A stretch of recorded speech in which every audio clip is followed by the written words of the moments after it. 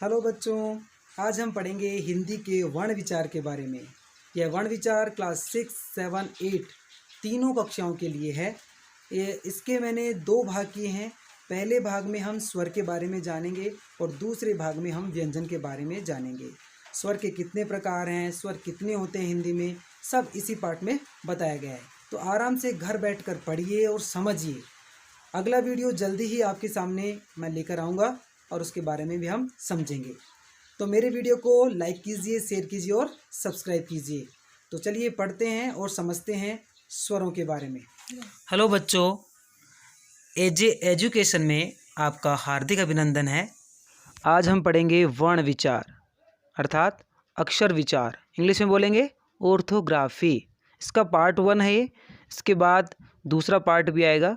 पहले पार्ट में है स्वरों के बारे में और दूसरे पार्ट में व्यंजन के बारे में पढ़ेंगे।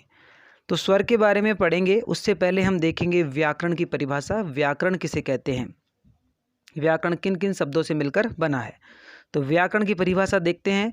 जो विद्या भाषा की व्याक्रिया अर्थात उसका विश्लेषण करती है व्याकरण कहलाती है।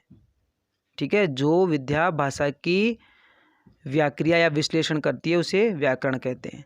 व्याकरण में वी और आंग उपसर्ग है तथा क्री धातु है और ल्युट प्रत्यय है। तो कैसे बनेगा, वी प्लस आंग प्लस क्री प्लस ल्युट, इन सारे शब्दों से मिलकर क्या बनेगा, व्याकरण बनेगा। ठीक है, इसमें वी और आंग तो उपसर्ग है, क्री धातु है प्लस ल्युट प्रत्यय है, इन सभी से मिलकर क्या बनता है, व्याकरण बनता है। इसके आगे हम देखते हैं वर्ण विचार। मुंह से उच्चारित ए आ ई जितने भी स्वर हो गए, क ख ग घ, जितने भी व्यंजन हो गए, ये सब आदि ध्वनियाँ हैं।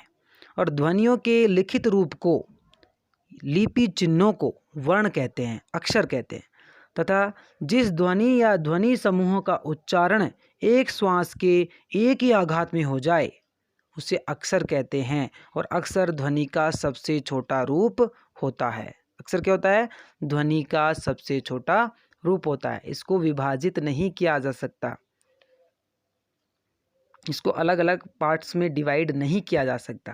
तो आगे देखते हैं, आगे क्या बताते हैं, वर्ण व उसके प्रकार। वर्ण को हम अक्षर भी कहते हैं।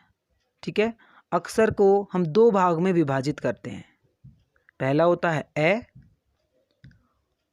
और दूसरा जो भाग होता है इसका होता है क्षर। दूसरा भाग क्या होता है इसका, क्षर। तो 2 भागों से मिलकर बना है अक्षर। ए का अर्थ होता है नहीं और क्षर का अर्थ होता है विनाश, जिसका विनाश नहीं हो, जिसके टुकड़े नहीं हो। एक बार इसको संस्कृत में भी देख लेते हैं।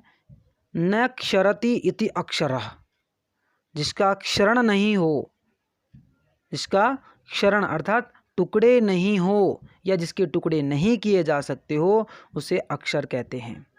हिंदी भाषा में प्रयुक्त सबसे छोटी ध्वनि वर्ण या अक्षर कहलाती है। जैसे ए आ ई उ क ख आदि, ये सब क्या है, अक्षर या वर्ण। आगे बढ़ते हैं। वर्ण या अक्षर को 2 भागों में बांटते हैं। ये 2 प्रकार के होते हैं।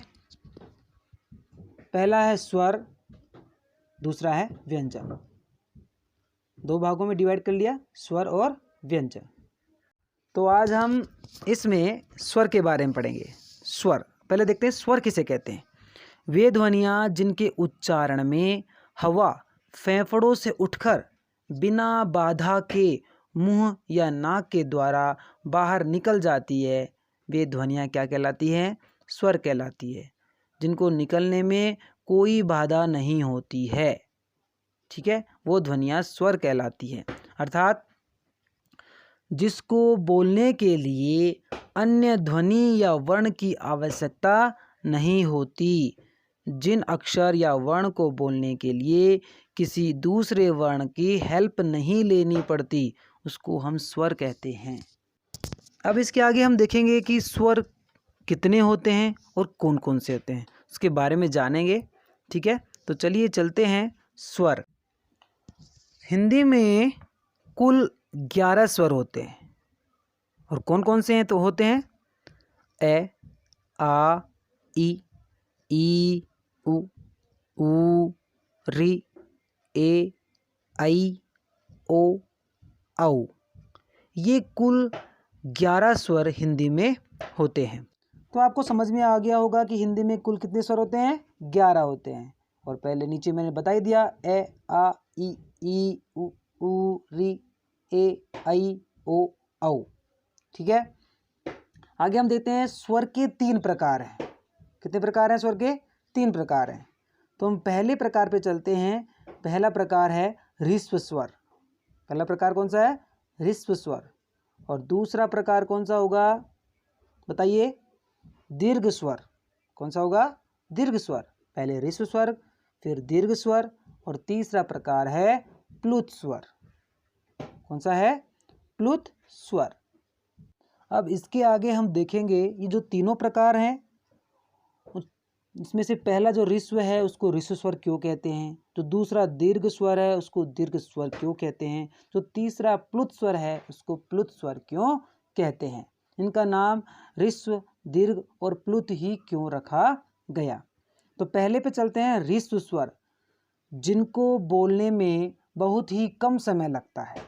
जिनको बोलने में बहुत कम समय लगता है वे स्वर क्या कहलाते हैं? ह्रस्व स्वर। और वे स्वर हैं कौन कौन से? अ, ई, उ, री। दूसरा है दीर्घ स्वर, जिन स्वरों को बोलने में ज़्यादा समय अर्थात ह्रस्व स्वर का दुगना समय लगता हो। वे स्वर कौन कौन से हैं? आ, ई, उ, ए, आई, ओ, औ। जो ह्रस्व स्वर हैं उससे ज़्यादा समय लग रहा है, दुगना समय लग रहा है। लास्ट है प्लुत स्वर, वे स्वर जिनको बोलने में ह्रस्व स्वर से 3 गुना ज़्यादा समय लगता हो।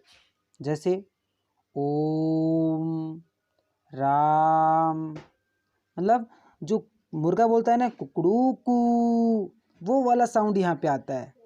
ओम, राम। इसको हम कब यूज करते हैं? जब किसी को पुकारना होता है या आवाज़ लगानी होती है, जब हम इसका यूज करते हैं। प्लुत स्वर का यूज तभी करते हैं जब किसी को आवाज़ लगानी है, किसी को पुकारना है, तब हम प्लुत स्वर का प्रयोग करते हैं। तो आज हमने जाना स्वर के बारे में, और जो अगला वीडियो होगा उसमें हम पढ़ेंगे वर्ण का दूसरा प्रकार। कौन सा? व्यंजन। ठीक है, तो अगले वीडियो में पढ़ेंगे व्यंजन के बारे में, और इस वीडियो में हमने देखा स्वर के बारे में। अगर किसी को कोई समस्या या कोई दिक्कत है तो पूछ सकता है और कमेंट भी कर सकता है। धन्यवाद।